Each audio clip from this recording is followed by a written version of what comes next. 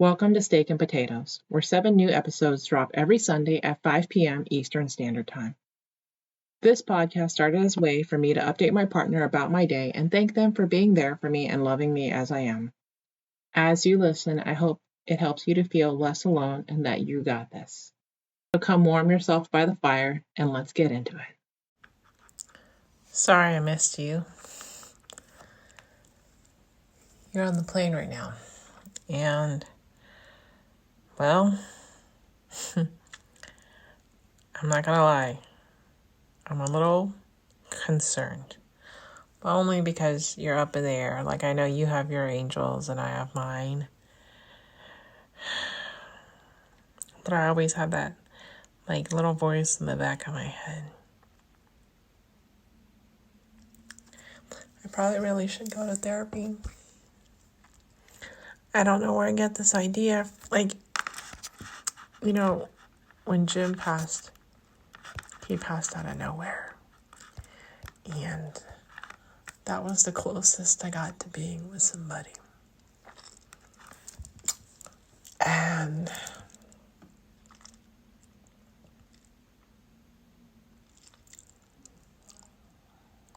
we got married this week. And so now I got closer. And then I worry. I don't know. Maybe you'll have that. You probably have that same worry when I get on a plane, but our situations are a little different. You know that. So, but I wanted to share this with you because I came across it, and it makes me feel better. So, it was from an account on Instagram called Upworthy, and the title is "A Stranger Helps a Fellow Passenger Through an In-Flight Panic Attack." On a flight into New York City today, on the left side of the aisle was a young woman. On the other side of the aisle, an older guy. They were traveling separately. We hit some turbulence coming into land, and the young woman started to have a full-blown panic attack.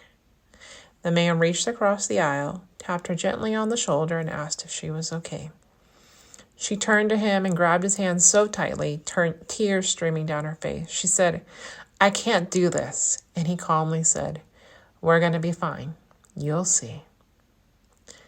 The man just let her grip his hand all the way until we landed. She calmed down, and once we landed, grabbed his hand with both of hers and said thank you. Reminds me that this could be us. You're saying that we're going to be okay. And then this other person on the same post, another post said, "I had to do this one time traveling to Japan. I asked the man next to me, 'Are you married?' He goes, 'No.' And I was like, 'Can you hold my hand?' He did." Another person wrote, "I had a time in my life where I was absolutely petrified of flying. I have experienced this kind of wholesomeness 2 times. Both times we hit some heavy turbulence and I started hyperventilating, and both times the stranger beside me started talking to me to get my mind distracted from the panic I was feeling. In a world that seems to be falling apart, my experience echoes the words of Mr. Rogers. Look for the helpers. There are always helpers." Another person wrote, "I love this. A few flights ago, I'm a grown adult. It was an incredibly bumpy, horrifying takeoff.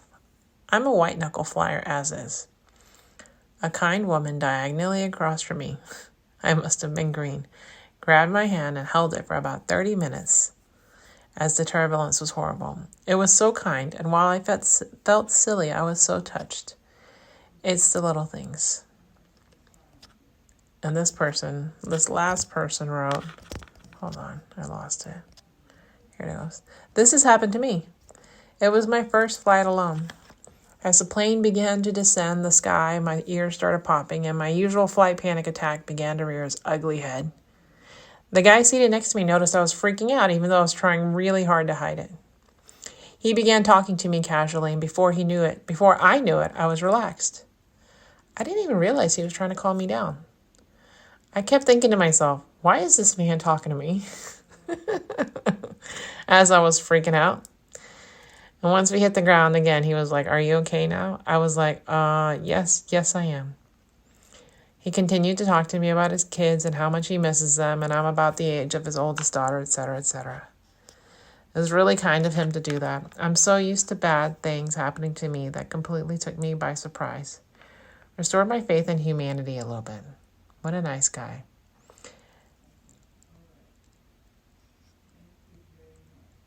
And this person wrote in the comments, twice I've personally experienced the kindness and grace of strangers. Larry held my hand while explaining that his wife was a nervous flyer and he'd appreciate someone doing that for her. Sean, who was actually a pilot, pulled out his iPad and explained to me how pilots do everything in their capacity to avoid turbulence by using the weather app on the screen.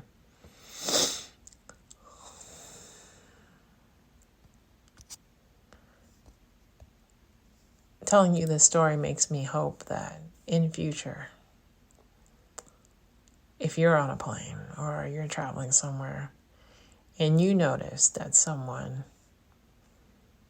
is having a panic attack or could actually use some help, that you would look and offer him help or offer her help, and knowing that when you do, you're doing it for me.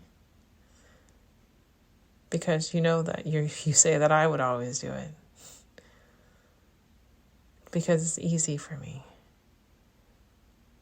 And I want, if I can inspire you to do that, or if I can inspire one other person to do that, then I'm having a pretty good life.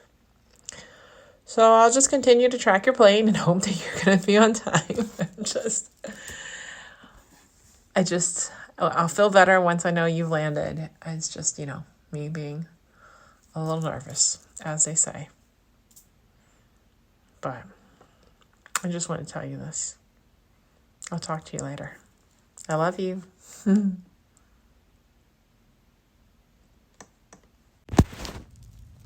Sorry I missed you.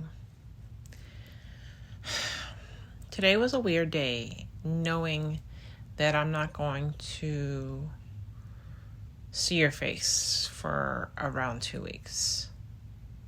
Even if it's just on video, I've talked to you almost every day for the past 2 years in some form or fashion. And to go from that to not being able to talk is weird. I would like to say that I'm grateful you made it home safely. I was so paranoid earlier. I don't know. It's just, you'd be paranoid for me too, but I was extra paranoid, so I was making sure. I'm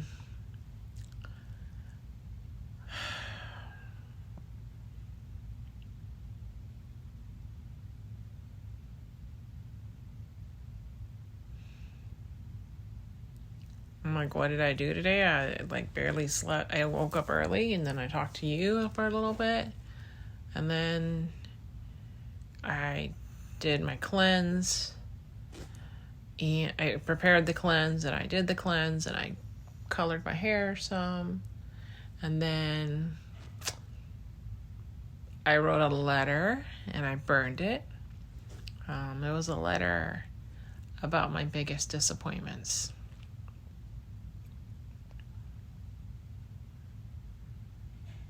And I've had quite a few.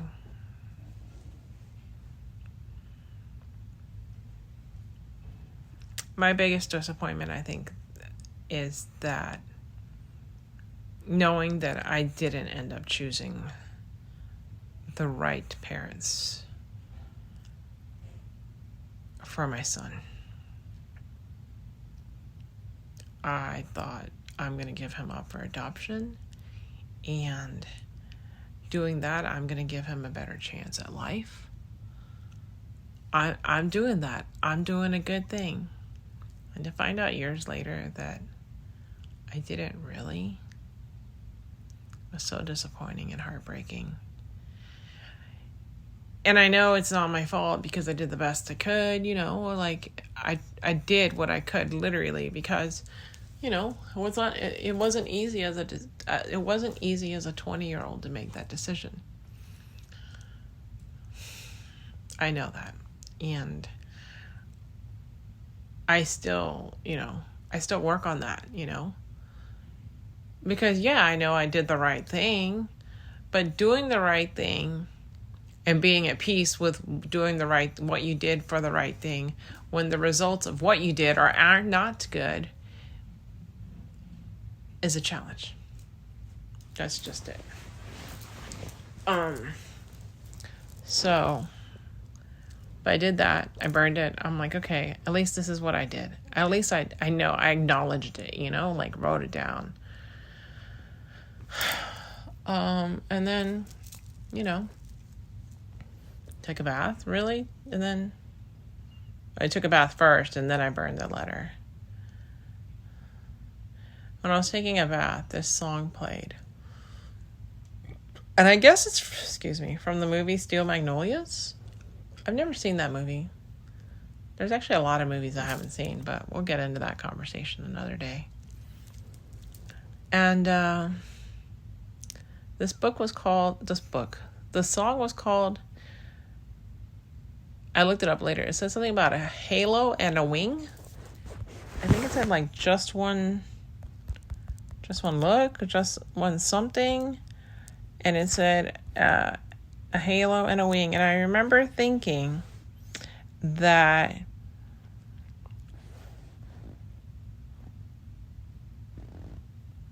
it says just by being you. I remember thinking how funny. It says, hey, there was a line in there that said something like, I'm the halo to your wing, which is funny because you always call me your angel. And I say that you are mine. And even if I were an angel, angels need support too. Angels need friends. Angels get lonely. And you were my angel. I guess we ended up being each other's angel, but it was like a nice contrast because, halo, wing, and some people might say that my halo's crooked. And you know what? Better that my halo be crooked than to not have one at all. So how about them apples, huh? But yeah, went to dinner with Dad and my sister. We went to Fufu Cafe. We got soup dumplings. They were pretty good. I will say that like the wrapper was a little thick, so if it hadn't been as thick, it would have been better. The one thing about Fufu is like any dumplings that you order from there, they take a really long time. So I think they make them homemade in the back, especially the pan-fried ones. Oh my God, they do something to them because they take forever to cook. You'll like forget that you ordered them and they'll come out. But they're really good. They're like the best dumplings I've ever had in my life. But that's not what we got today because my sister wanted the soup dumpling. I was like, that's fine. And we got green beans, which were done really well also. Nice and salty. Not too salty, but just perfect amount of salt. We also got salt toasted shrimp. Is there a theme here? Salt toasted shrimp, because if I was the only one eating it, then I would have gotten them with the shell. But apparently they have an option to do it with no shell. And the guy's like, what would you like, shell or no shell? And I'm like, oh, I'd like shell. My sister's like, no shell. And I'm like, can we do half and half? And the guy like laughed at me. I was like, guess not. Yeah. And then, oh yeah, we also got like beef with scallions. My sister said there was supposed to be ginger, but I didn't see any. But the beef was, oh my God, the beef was so tender. So a good amount of food. We got some left over, and the total was like $66, including tax, not including tip, but not bad for 3 people and 4 dishes. Right? 1, 2, 3, 4. Yeah, because the soup dumplings, and the 3 dishes.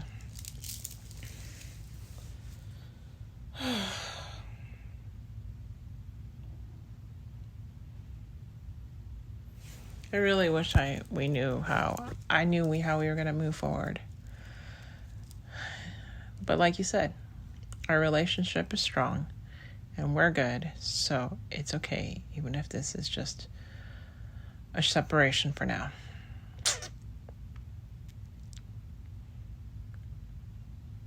What matters is that you got home safe, because that was my biggest worry, because there's no relationship moving forward if you can't get home safely. So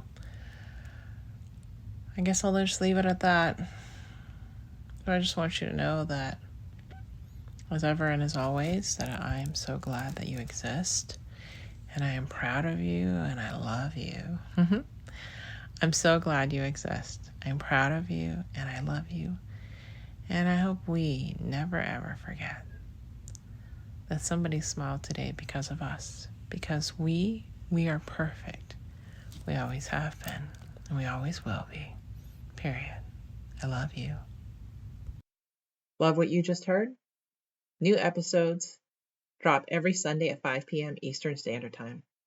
I hope this episode of Steak and Potatoes helped you to feel needed and gave you the courage to do something out of the ordinary. Share it with your friends or send me an email to steakandpotatoes@gmail.com.